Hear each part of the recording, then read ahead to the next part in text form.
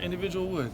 I try to conduct myself in a smart, professional business manner. And I'm going to do that from here until the time's over. At the same time, mentally and physically, I believe the game of boxing is 80% mental and 20% physical. He just fueled a fire that he don't want to see.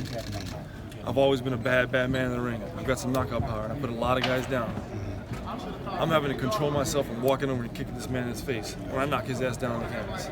It's going to be like that. I might have to take a knee when I knock his ass down, so I don't go over and Royal Rumble on his ass. Okay. Right? I got a lot of stuff mustered up, and it's all inside of me, but at the same time, I'm taking that fuel and doing it towards training, right? Because I understand fight night is just me and him. It's one-on-one. You can do, you can say, you can talk to the right people and carry a bunch of people with you. He's going to yell bum squad all day long. Bum after bum, chump after chump.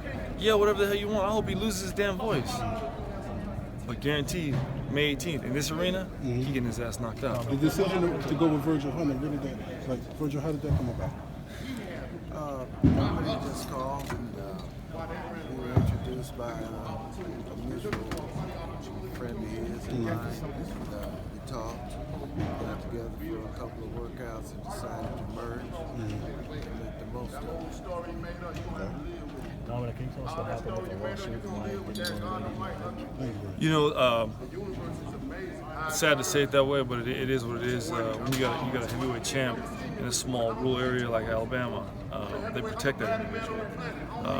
They made it a lot harder than it needed to be. When I got the understanding that it was going to be me against him one day in the ring, as long as he held on to his title, I no longer pursued it the way I should have. The legal field, the law, you know, the justice in our country failed me for that incident. Did you drop the lawsuit? What's that? Did you drop it? It's still an active lawsuit. I haven't dropped it. I haven't made any request to dismiss it or anything like that. But at the same time, I'm not pursuing it actively.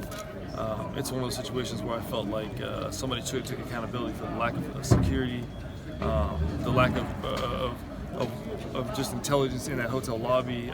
It was an uproar, and it wasn't only myself that was involved. My wife and kids. There was innocent bystanders that were pushed and shoved. I had a man that reached out to me, said that he sprained his wrist. He was out of work for some time. There was a lot of nonsense going on, and I take accountability because I was there. I was a part of it. But at the same time, I wasn't the guy yelling around in people's faces. I wasn't pushing and shoving. I didn't show up with a bunch of people to start a nonsense type of a situation. So that brought me to the whole lawsuit situation. At the same time, there's other individuals who are still pursuing it. At this point, I got my justice, man. May 18th, I get to square off with them. You mean some of the people who were injured are still pursuing it? Yes, definitely. Prior to the situation, did y'all have any type of dealing with each other? I know you were on the big boxing team and things like that, so is there any connection there? No, not at all. Actually, the night before the fight, after the day of the weigh-ins, I'll say, hey man, have a good fight, shook his hand. Yeah. I don't know if he took it that way or whatnot, but prior to the engagement of myself and Marcellus Wiley at his ringside against Gerald fight, was when everything kicked off. And we haven't talked since. It's the first time I've seen him. Well, I've seen him a couple times since, but from a distance. I knew he was going to come out and say kind of crazy nonsense and try to flip the script. But like I say, man, the eye in the sky don't lie. You go back and see the security footage. I'm sure you guys can pull it up on YouTube. There's all kinds of shit with people's cell phones and stuff. It's just it's one of those things that it's a constant reminder. It's something that's never going to leave. Even after the fact I knock him out, it's going to play and play and play. But at the same time, that's going to be my justice. That's going to be my peace. How is this camp going to be different compared to all the other camps? Man, that's something you guys have to wait and see on May 18th, man. Virgil's done a great job. It's I'm not going to let the cat out the bag with that one, secrets-wise. I've been in some great camps and I've had some great training before in the past. But I just took it to the next echelon. I took it to the next level. At the same time, I've secluded myself, got myself into the right environment, and it's literally 110% boxing. Will you weigh less for this fight? Well, I weigh less for this fight. That's a funny question. Everybody keeps asking me that. I'm always one of those guys that gets on the scale confident and strong about what I'm doing. I'm not really worried about a number. I'm more worried about the strength, the agility, the stamina that comes behind it. I know Wilder's probably going to come in a little over 200 pounds, 202, somewhere in that world. But at the same time, he might have a cheeseburger today and be 203. I'm loving the fact that he's going to come in light. The last time I was in the room with a light guy like that, his ass got knocked out of the ring. Do you go straight for AJ if you beat Wilder, and then for unification, for the belts? That's exciting, man. I'm not going to get past this fight. I'm not overlooking it, but that's going to be big, man. It's your only loss, to get vengeance on Wilder, and then just the whole Wilder family, and then go back and get Joshua For the whole- for as a all the rematch belts, yeah. is definitely the super goal. I think that puts the frosting on the cake for me for sure. But at the same time, I'm focused on May 18th and Wilder right now. What do you make of his last performance, and did you see any weaknesses in his last fight? You're talking about Wilder's situation, yeah. Wilder against Fury, we all saw things that he did good as well as things that he did bad. At the same time, you're fighting a guy who came off a 150-pound loss, 2-year layoff, 6'9", kind of a crafty guy. Two complete polar opposite guys, man. Fury can move, he's real fluent, kind of punches real soft, he kind of puts the flurries together, whereas me, man, I got power in both hands. I'm coming to bring it every single round, every single minute of every round. At the same time, Wilder doesn't do anything right, man. It's hard for me to believe that he's the heavyweight champ. And it's a little, I'd say negative, I don't know what word I'm looking for, but how can a man with a lack of boxing skills carry so long as a heavyweight champ? And then I go back and look at his record, and I'm like, okay, maybe he hasn't fought the right opposition. When he gets in the ring with me, man, he's gonna have to bring the little bit that he had that got him to the Olympics, right? He's gonna have to bring that little bit of traditional boxing back with him, not this crazy wild slapping punches. I'm gonna be right down the center. I'm gonna give him what he's looking for. He's gonna feel my right hand, and I might feel his right hand, but I guarantee you, he feels mine. He's going down. What does it say about his power that he, as you said, virtually does everything wrong, yet he's 40-0-1 with 30 knockouts? In the heavyweight game, we got power. We got power in both hands.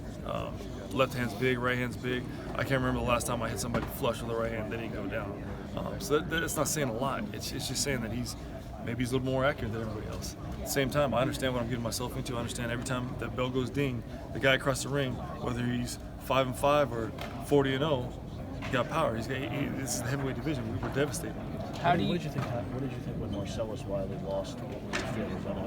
Oh man, I was so excited. I was so excited that I sent Trouble Gear to his opponent's home. Like, Did you really? I want to take him out to dinner by mistake. Oh yeah, definitely. Like, for me that was so bittersweet because karma, it happens. It's gonna come full circle for him to punch me in the back of the head, and me have to think about that on a daily basis as a man. Like, that's degrading, right? And then the fact on top of that, it's like, you hit me in the back of the head. I don't know if I punched you. Well, she punched you in the back of the head. You go down, you probably stay down, right? I got back up to fight, and I see this dude hightailing it the hell out of here, right? So, I mean, if you're gonna throw a punch, at least stick around and give me a shot to get a rebuttal, right? So it was beautiful. It was beautiful that I got the news of that. I watch it. I walk into my game room in my house, and it's highlighted on it. It just runs on a reel. Him getting knocked out. It's a beautiful thing. How did you feel about it? Did you really feel it? Yeah, it's like pictures and stuff. Yeah, I got you. Motivation. What did you send him? I'm sorry. What did you send him? Trouble Gear, shirt, sweats, beanie. Nice. Just Did you hear from him or no? I haven't yet, but I'm sure. Yeah, it's kind of. I'm sure you haven't been home yet. So. You mentioned this fight is 80% mental, 20% physical. Do you think you had the chess war? You winning the chess war right now? Yeah, I think I'm winning the chess match because he wants me to get an argument match. He wants to go back for bigger and bigger and bigger. I don't got enough cough drops for that to be just going back and forth saying the same thing over and over. At the same time, like I said, man, I didn't bring my Urban Dictionary. I can't understand what he's saying. Okay. He says some stuff, and I'm like, damn, man, like, my Siri's going off in my pocket. Like, what is he talking about? So it's I know I know that's what he's gonna bring to the fight. I know at the same time that's how he's been selling tickets.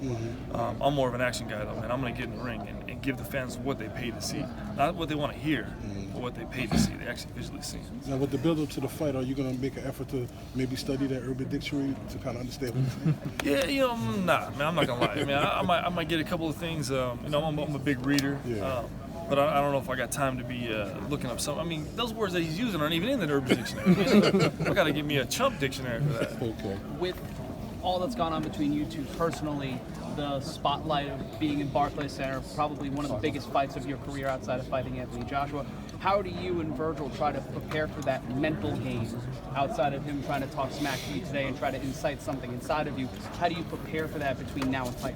I think with this fight, it definitely, as you said it right, is the biggest fight of my life. Every fight that you go into is the biggest fight of your life. You prepare that way. Seeing the WBC titles online, it gives you that much more enthusiasm, and it gives you that much more energy in camp. I think the mental side of things is everything in boxing.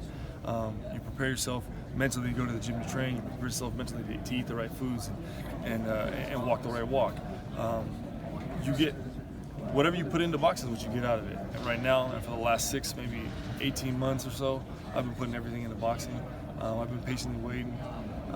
And in boxing, you gotta have patience, man. They're gonna tell you to get ready. You're up next, but you might be on a swing bout. You're not fighting until 1 o'clock in the morning. You still gotta be ready. In the boxing game, the man who waits, the man who's patient, he gets everything he needs. Did you learn from the Joshua fight?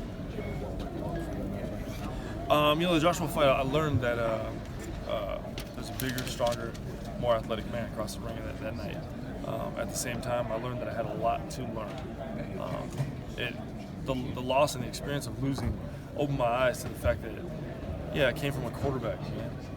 I wasn't supposed to be doing this boxing thing. I started at 23. People still can't believe it. I'm 33 now. I'm fighting for the WC World title.